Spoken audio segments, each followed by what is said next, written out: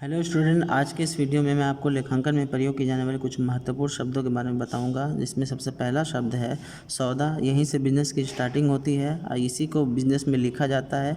सारा खेल इसी का है, सौदा। तो सौदे को आइए समझते हैं। सौदा क्या होता है? दो पक्षों के बीच में, चाहे वो क्रेता विक्रेता हो या मालिक या व्यापारी ग्राहक हो, उसके बीच में एक समझौता होता है लेन देन का। किस चीज़ के लेन देन का? वस्तुओं के लेन देन का, सेवाओं के लेन देन का, जिसमें भुगतान किया जाता है, जैसे माल खरीदना या बेचना, उसे सौदा कहते हैं।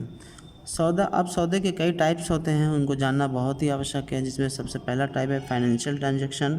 ऐसा सौदा जिससे मुद्रा प्रभावित होता हो, जिसका असर मुद्रा पर पड़ता हो, मुद्रा आती हो या जाती हो, उसे फाइनेंशियल ट्रांजैक्शन कहते हैं। दूसरा है नॉन फाइनेंशियल ट्रांजैक्शन। ऐसा ट्रांजैक्शन जिसमें मुद्रा प्रभावित नहीं होती, जिसका लेखा भी हम नहीं करेंगे। कभी भी हम नॉन फाइनेंशियल का लेखा हम लोग नहीं करते हैं, हमेशा फाइनेंशियल ट्रांजैक्शन का हम लोग लेखा करते हैं। इसका लेखा क्यों नहीं होता? इसका मुद्रा पे कोई असर नहीं पड़ता, जैसे हड़ताल हो जाना कंपनी में, या भूकंप आ जाना, या किसी दिन दुकान बंद हो जाना या व्यवसाय बंद हो जाना।